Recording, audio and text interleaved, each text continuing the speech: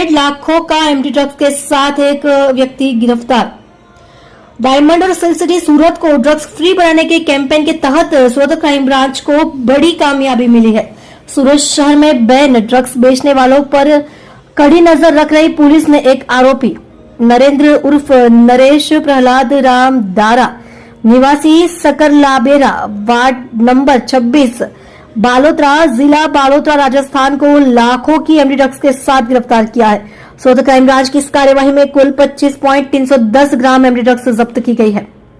International market में इन drugs की अनुमानित कीमत 7,50,000 रुपए है। पुलिस को मिली खास जानकारी के आधार पर निगरानी रखकर इस व्यक्ति को गिरफ्तार किया गया।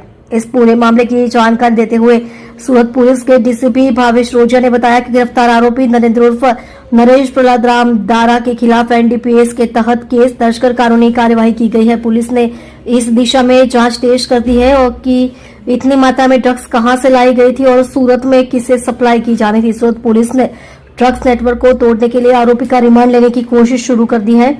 आने वाले दिनों में इस मामले में और भी बड़े खुलासे होने और दूसरे लोगों की गिरफ्तारी होने की संभावना है। No drugs in Surat city अंतर्गत सूरत પોલીસ દ્વારા અને સુરત ક્રાઇમ બ્રાન્ચ અને એસઓજી દ્વારા સતત ડ્રગ માફિયા વિરુદ્ધ કાર્યવાહી કરવામાં આવી છે। આવી જ એક ઇન્ફોર્મેશન આધારે સુરત ક્રાઇમ બ્રાન્ચના પોલીસ ઇન્સ્પેક્ટર જયંત ગોસ્વામી અને એમની ટીમના પીએસઆઈ ભાટીને એક ઇન્ફોર્મેશન મળી હતી કે રાજસ્થાનના બાલોતરાનો રહેવાસી નરેન્દ્ર ડારા સુરત શહેરમાં કોઈને એમડી ડ્રગ્સની ડિલિવરી કરવા આવવાનો છે। આ બાતમી આધારે એમણે વોચ ગોઠવેલી હતી અને જેના અનુસંધાને ગઈકાલે એમની ટીમને એક સફળતા મળી।